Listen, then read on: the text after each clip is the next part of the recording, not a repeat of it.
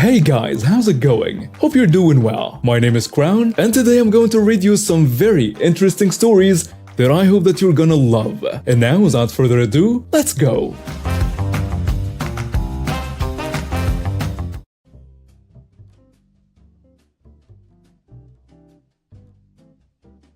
I worked at a national restaurant chain with a GM that was a turd. He consistently lied about everything, lied about bonuses, lied about benefits, and so on, all the time. I quit after he told me that I owed the company over $4,000 in insurance premiums. The offer for management was 0% employee contribution. But we got to the middle of the year and the budget was not looking good. We were losing employees and customers at an alarming rate.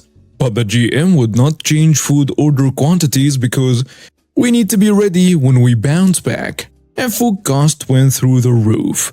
I came to work and he said, "I have bad news. We looked at benefits and insurance will no longer be company funded as of Jan 1st. Jan 1st next year? No, this year. Okay, well, I'll just cancel it and just stay on my wife's insurance. I only took it because it was free to me and would help with co-pays and coverage gaps. That's fine, but we still will be collecting the past due premiums by the start of this year." Well, you can't do that. Actually, we can. I left for the day, seized in violent anger, and went to the grocery store on my way back in. Cue revenge. We had a weird desk drawer that did not go all the way to the back of the desk. It was a modified countertop, and the drawers were not the full depths of the counter. One drawer had a file cabinet under it. I bought a can of sardines in mustard sauce, took off the lid, and sneaked it onto the file cabinet behind the drawer. Then I handed him my keys and quit on the spot, with a warning that if he tried to garnish my last paycheck, it would mean trouble for you jerks, beware. This was 2002. Last week, I was at a bar and the manager was a former co-worker from Terrible Restaurant Inc. She said that after several days, the smell was so bad that the managers had to start doing their work at a booth, because no one could stand to be in there. Ultimately, they decided a rat had died on a wall and brought in remediation experts to start tearing open walls. After just a few minutes, they came out with the nastiest, oldest, grossest wad of biomass and said, "Here is your problem." The file cabinet had to be replaced as it was wooden and the stink juice had soaked into it. She asked if I remembered that smell that started just before I quit, but I had no memory of it. Screw that guy. So let me explain. This was a while ago. I was in line at a Starbucks. The line was quite long and it reached outside, so I was kinda standing near the door to get in since it was raining. As I walk in, a blonde lady about 30-ish comes up to me. She's skinny and looks like one of those women you would see on influencer ads for some weight loss scam. So she comes up to me and gets in my face, or neck. I'm 5'9" and she was like 5'3". I'm still a teenager and I could tell this was a grown woman. So she looked at me and the conversation went like this. "Excuse me, my daughter was here." There was about 4 feet of space in front of me, and that's a man in front. "Don't play dumb. She was waiting for mommy while I was in the washroom." I cringed when she said mommy. "Oh, sorry. I didn't see anybody, so you can go ahead of me." "No, you have to apologize for pushing my baby." "Pushing? I wouldn't do that to anybody." She practically yells and spits in my face. "Say it!" I was pretty much so distraught. I never had anybody yell in my face. I was glad I was wearing a mask and upset she wasn't. A young lady about to leave stepped in front of me to stop her from causing more of a scene. "Ma'am, please stop. If you want to get your drink, you could go in front," as she said. "She needs to apologize to me." "Ma'am, please stop yelling." "Shut the hell up, you idiot." "Ma'am, where is your daughter?" She stopped speaking and looked around, and then covered her mouth. "Where is your daughter?" "I left her in line." "How old is she?" "She's 5. The woman stops and looks at the entitled woman. 5? You can't leave children under the age of 13 alone. They found the kid and it turns out the con woman was a RCMP officer. and she wrote her down and warned her. She never got her drink, but I did. In truth, life is amazing right now, so since my last post, I have dropped enough weight and I'm in the best shape of my life. I go to the gym 4 times a week, all the time balancing my job and raising my kids, maintaining my home, along with pole dancing classes. I'm on my way to becoming a dancer, but for now, I'm sticking with bartending while doing private dances at the club. I'm making great money. I have even started seeing one of the bouncers at my job. We will call him Kyle. He's a sweet, caring man who isn't afraid to speak his mind. He is a former military, and he's really good looking too. Think Jack Stiller from Sons of Anarchy. They could be twins. Yes, he knows about my past.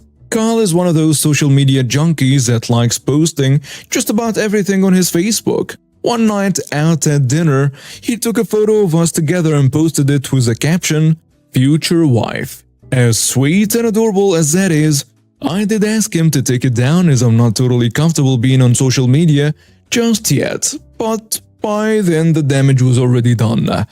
One of the more cattier girls, Samantha, at the club is mutual friends with my ex, Bill. She knows he's my ex-husband and is aware of the divorce and all of the drama. She is that type of girl that likes to stir up a bunch of nonsense, then sit back and watch the fallout with a gleeful smile on her face. If she wasn't friends with my boss's wife, he would have fired her a long time ago. She routinely shows up late, gossips about everyone she works with, has drunk herself into a stupor more than once, and beaten up a client when he didn't pay her more than she thought she deserved. And that was all after I started working there a few months ago. She is incredibly toxic, and most of us just avoid her. Long story short, she saved the picture and showed Bill, and he went postal. Samantha came into work a couple of days ago and informed me that Bill somehow found out about Kyle, and he is really upset and has made threats to come to my job. As mad as I was, I told her I didn't care. She horribly feigned sympathy and wished me luck. I informed my boss and Kyle of what Samantha had said. They assured me they would keep a lookout and not to worry. Last night during my shifts, I'm behind the bar serving drinks like usual. Ever since Samantha told me Bill was making threats to come to my job, I have been nervously keeping one eye on the door at all times. Sure enough, he shows up with 2 of his equally douchey friends. It was almost comical how alike they looked. Slicked back hair, polos tucked into dress pants, blazers and sunglasses at night. I wanted to bury my head into the floor in shame for having seen anything in this man or considered him marriage material. I try to ignore him and go back to serving drinks. He notices me and makes a beeline for the bar, with Thing 1 and 2 following right behind him. This is when he is intercepted by my boss, Kyle, and one other bouncer, Greg. I couldn't hear the conversation between them over the music playing, but I could tell from their body language that things were getting heated. It began to draw a crowd pretty fast, and before I knew what happened, Kyle grabbed Bill up by his jacket and proceeded to usher Bill out of the door. He was kicking and screaming while Greg and my boss escorted Thing 1 and 2 out after him. It was pretty anticlimactic, but I'm glad no one was hurt, mostly. After work was finished, I asked Kyle what was said there. He told me Bill was pissed that I couldn't bother to improve myself during our marriage, and that I had moved on, and he wanted me back. When Kyle established that he was the man in my life, Bill called me a witch and some other colorful words. That was when Kyle grabbed him up and violently threw him out of the club, onto his butt, into the parking lot, and said if he harassed me again, he would mess him up. My hero. Thing 1 and 2 came out right after and helped Bill to his feet. They got in a car with their pride wounded and peeled out of the parking lot. I'm thankful the situation didn't escalate, and so far, Bill hasn't tried showing up to my apartment. I'm hoping he takes Kyle's warning seriously, and I'm happily moving on with my life.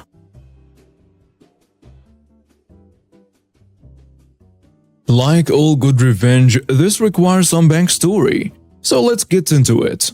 I was hired for a retail store in January of last year. The store is pretty famous for its security department, and my job as an electronics specialist was to work in close conjunction with them to prevent theft. The uniformed guard and I were buddies. We went to the same college, and all in all, working there was pretty chill. I managed to establish myself as a hard worker and eventually got promoted to be in the lead for my department. Enter dumbass delinquent. He was a new hire at the same time as me. He wasn't just your average idiot. I truly do think his family must have had a special history of stupid to produce such a guy. But it's not something that I'll ponder too hard. He constantly arrived late, stood around on his phone, point blank refused to answer the store phone. And my final straw with him was that he would forget to lock cabinets up after he restocked. I approached him and told him that he couldn't forget that anymore, and I had hoped that would be the end of things, but I was so wrong. He started doing it on purpose. Part of why I worked so closely with the security team when I started was because whoever had designed our store was a crackhead.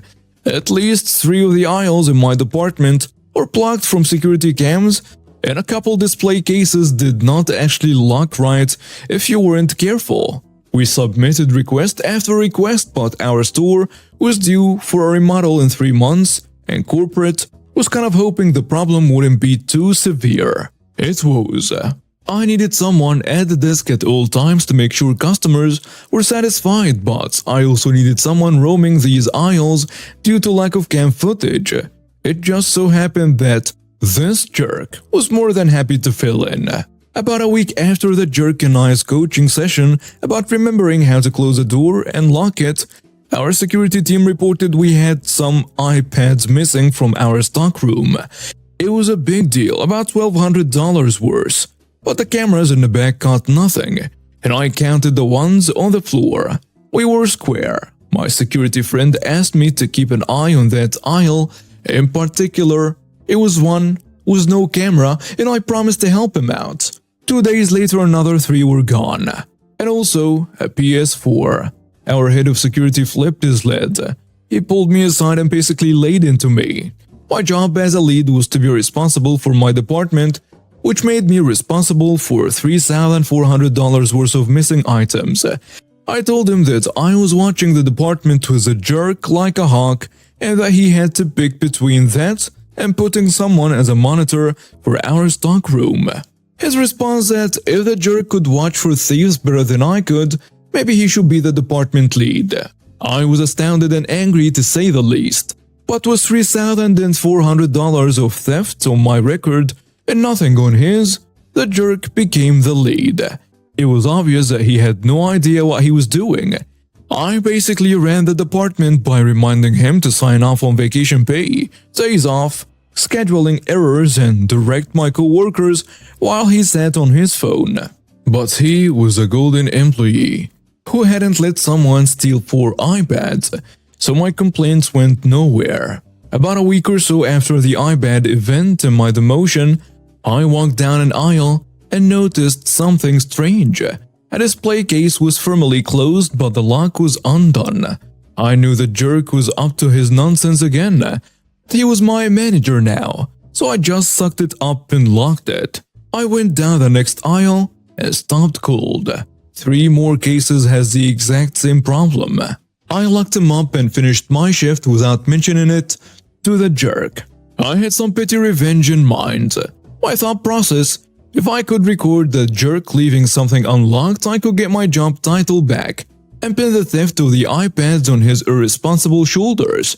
At the time, I thought it was an excellent plan, but dear reader, I wasn't thinking big enough. My next shift, I set up my phone at the very end of the aisle, hidden in between 2 display TVs. It blended in nicely, and I let it record for about an hour before I checked the footage and deleted it if there was nothing. Storage was an issue. I got the jerk walking down the aisle restocking things and then shutting the cabinet but not locking it. Voila! I had him by the balls now. Something prompted me to keep watching the video. What came next made my day and week. The jerk had a friend who stopped by regularly. The two basically spent the better part of his shift talking. However, anytime a manager stopped by, it always looked like the jerk was helping a friendly customer. It pissed me off, but I had my hands tied until I watched the video. The jerk friend walked down the aisle about 45 minutes later and slid open the door and took out whatever he pleased. That particular day he nabbed a laptop and an iPod Touch. The two were careful enough to not take too much at once and not hit every display. About 30 minutes later, the jerk would come to restock the cabinet with whatever his buddy had stolen and lock it up, making it seem like someone was stealing from our stock room. Since the floor counts were right, I had obviously stumbled into their plan before and messed it up without realizing. I brought my phone down to security and showed them the video of the jerk leaving the locks undone and then his friend window shoplifting. We hatched a plan. My security buddy called the jerk down to the camera room and told him that we had found the iPad thief. The jerk looked kinda pale, but to his credit, smiled and asked who had caught him.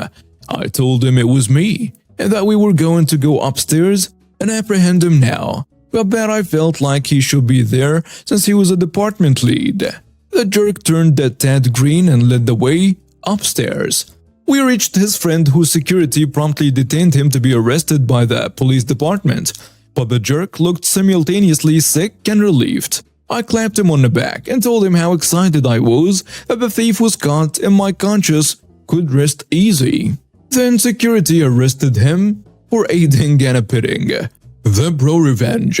That jerk and his friend had sold the iPads and PS4 online to some idiot kids on Craigslist. Because we couldn't recover them, we took the lost sales out of his last wages and bank account, which incidentally ended up being almost exactly how much he made since he started. Keep in mind he got a pay bump from my job title.